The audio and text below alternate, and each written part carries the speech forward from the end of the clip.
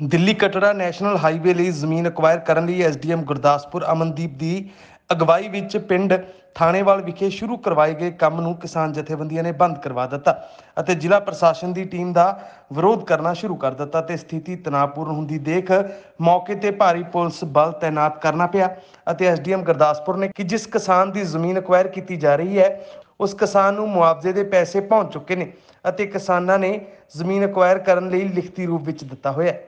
इस समय बिल्कुल जिला गुरदासपुर के पिंड थाणेवाल के खेतों के खड़े हाँ।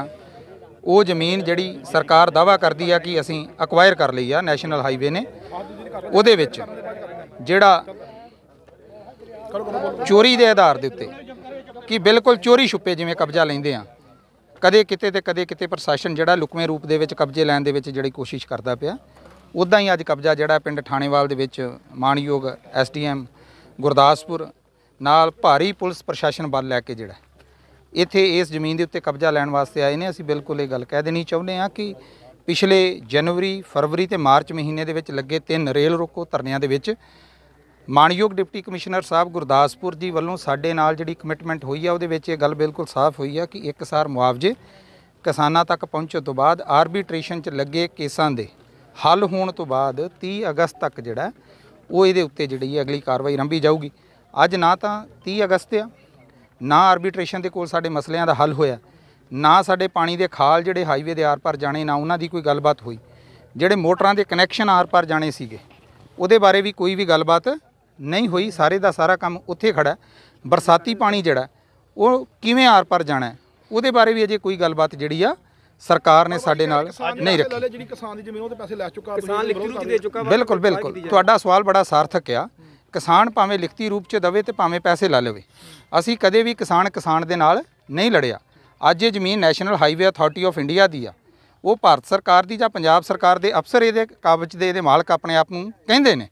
साडी लड़ाई सरकार नाल आ। मैं 2 वारी ये गल कह देनी चाहुंदा कि साडी लड़ाई सरकार ते national highway authority of India दे नाल एकसार मुआवजे नूं लैके ते साडीआं सहूलतां जिहड़ियां नैशनल हाईवे तो सानूं मिलणीआं वो जिन्नी देर तक नहीं मिलदियां असी उन्हां नाल लड़ रहे हैं। साडा मालकी हक जिहड़ा किसानी दा उहदे नाल साडा कोई झगड़ा नहीं। बहुत चंगी गल है। देश विकास की लहर दे विच जा रहा। जथेबंदी कदे भी विकास के राह दे विच रोड़ा नहीं बनी। असी नैशनल हाईवे तो ये कोई वड्डी मंग नहीं रखते।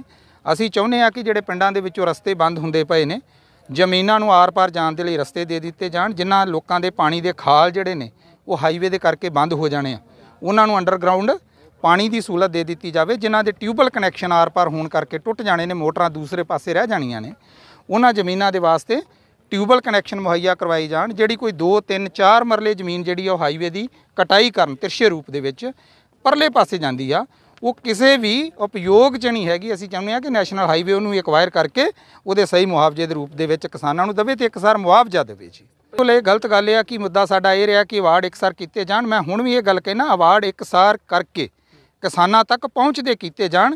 केवल कागजी उन्होंने एक इनवैल्प के रूप दे विच बंद करके जथेबंदी नूं दिखा के जां अखबारां दे विच शोहरत खट के कि इन्नी एनहांसमेंट इन्ने पिंडां दी हो गई तो उस तो अगे कुछ भी ना चलना मंदभागा।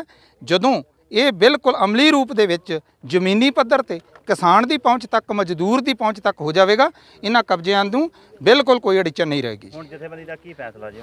जथेबंदी बिल्कुल इत्थे लंबे समय की लमेरी सोच के नाल अज पिंड थाणेवाल दे विच आके जिथे कब्जा प्रशासन अपने बल दे नाल लैण दी कोशिश करता पिया रुकिया। अगली रणनीति अगले फैसले ते आधारित हुंदी आ। जिवें दा फैसला होएगा उदां दी रणनीति ते चलांगे। असीं दिल्ली अमृतसर कटड़ा एक्सप्रैसवे का जिहड़ा प्रोजैक्ट है ना उहदे रिगार्डिंग इस पिंड की जिहड़ी जमीन है उहदा असीं पोजैशन ऑलरेडी लै चुके हैं ते जिहड़ा जिमीदार भी सी किसान जिस ये जमीन है उन्होंने अपनी मर्जी नाल जमीन दित्ती है तो मुआवजा भी लै लिया। हुण हैरानी की गल ये है कि जिहड़ा किसान है जिहड़ा मालक आ वो राजी है प्रशासन दे नाल भी सहमत है नैशनल हाईवे दे नाल भी सहमत है कि इत्थे आके काम करो। पर जिहड़ी किसान मजदूर संघर्ष कमेटी है जिन्हां दे मैंबर्स की जमीन भी नहीं है वो साडा इत्थे आके काम रोक रहे हो। की कह रहे हो जी? उन्हां नूं की कहा जा मेन उन्होंने उही जी मसले हैगे ने जिहड़े कि 1 साल पहलां सीगे कि साडा जिहड़ा मुआवजा हैगा जमीनां दा वो वधाया जावेगा। तुहाडे नाल ये गल सांझी करनी चाहांगे कि जिहड़ा मुआवजे दा वाधा ये हुण मानयोग आर्बीट्रेटर जिहदा दफ्तर विखे ही होना उन्हां दी कोर्ट विच ही ते ये प्रशासन ने अपने एफर्ट्स दे नाल 120 ਦੇ ਕਰੀਬ ਪਟੀਸ਼ਨਸ ਹੁੰਦੀਆਂ ਨੇ ਮੁਆਵਜ਼ੇ ਦੇ ਵਾਧੇ ਵਾਸਤੇ, ਉਹ ਅਸੀਂ ਆਰਬੀਟ੍ਰੇਟਰ ਦੇ ਦਫ਼ਤਰ ਵਿਖੇ ਵੀ ਦਾਇਰ ਕਰ ਦਿੱਤੀਆਂ ਤੇ ਉਹਦੀਆਂ ਹੁਣ ਅਗਾਂਹ ਤਰੀਕਾਂ ਵੀ ਪੈ ਰਹੀਆਂ ਨੇ। ਕੁਝ ਪਟੀਸ਼ਨਸ ਸੀਗੀਆਂ ਬਟਾਲਾ ਸਾਈਡ ਦੀਆਂ, ਉਸ ਦਾ ਫੈਸਲਾ ਵੀ ਹੋ ਗਿਆ, ਪਰ ਸਾਡੇ ਜਿਹੜੇ ਕਿਸਾਨ ਕਿਸਾਨ ਮਜ਼ਦੂਰ ਸੰਘਰਸ਼ ਕਮੇਟੀ ਹੈ, ਇਹਨਾਂ ਨੇ ਆਪਣੀ ਇਹ ਜ਼ਿੱਦ ਫੜੀ ਹੋਈ ਹੈ ਕਿ ਜਦ ਤੱਕ ਇਹ ਵਧੇ ਹੋਏ ਮੁਆਵਜ਼ੇ ਦੀ ਰਾਸ਼ੀ ਉਹਨਾਂ ਦੇ ਖਾਤਿਆਂ ਵਿੱਚ ਨਹੀਂ ਪੈ ਜਾਏਗੀ, ਉਦੋਂ ਤੱਕ ਉਹ ਮੁਆਵਜ਼ਾ ਨਹੀਂ ਦੇਣਗੇ। ਪ੍ਰਸ਼ਾਸਨ ਦਾ ਅਗਲਾ ਕਦਮ ਮੈਡਮ ਕੀ ਹੋਏਗਾ ਫਿਰ ਹੁਣ?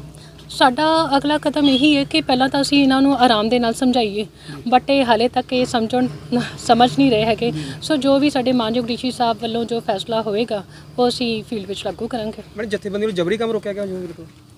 ਉਹਨਾਂ ਨੇ ਰੋਕਿਆ ਜੀ, ਜਬਰੀ ਸੇ ਰੋਕਿਆ? ਹਾਂ ਜਬਰੀ ਰੋਕਿਆ, ਉਹਨਾਂ ਦੀ ਕੋਈ ਮਾਲਕੀ ਨਹੀਂ ਹੈਗੀ। ਇਨਫੈਕਟ ਇਹ ਬਹੁਤ ਸਾਰੇ ਕਿਸਾਨ ਸਾਡੇ ਗੁਰਦਾਸਪੁਰ ਦੇ ਪਿੰਡਾਂ ਦੇ ਵੀ ਨਹੀਂ ਹੈਗੇ ਸਬ ਡਿਵੀਜ਼ਨ ਦੇ, ਇਹ ਵੱਖ-ਵੱਖ ਜਿਵੇਂ ਸ਼੍ਰੀ ਹਰਗੋਬਿੰਦਪੁਰ ਤੋਂ ਉਸ ਸਾਈਡ ਤੋਂ ਆਏ। ਲੱਗਦਾ ਸਖਤ ਕਦਮ ਚੁੱਕਣ ਦੀ ਲੋੜ ਹੈ ਮੈਡਮ ਇੱਥੇ?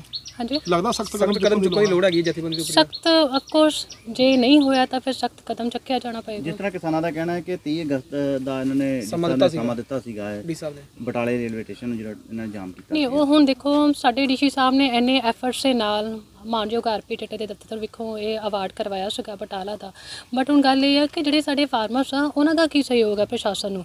ਅਵਾਰਡ ਵੀ ਹੋ ਗਿਆ, ਹੁਣ ਪਹਿਲਾਂ ਉਹਨਾਂ ਦੀ ਇਹ ਸ਼ਰਤ ਸੀ ਕਿ ਸਾਡਾ ਅਵਾਰਡ ਕਰਵਾਓ, ਹੁਣ ਉਹ ਇਹ ਸ਼ਰਤ ਰੱਖ ਰਹੇ ਕਿ ਸਾਡਾ ਅਵਾਰਡ ਦੀ ਜਿਹੜੀ ਰਾਸ਼ੀ ਆ ਉਹ ਸਾਡੇ ਖਾਤਿਆਂ ਵਿੱਚ ਪਾਓ।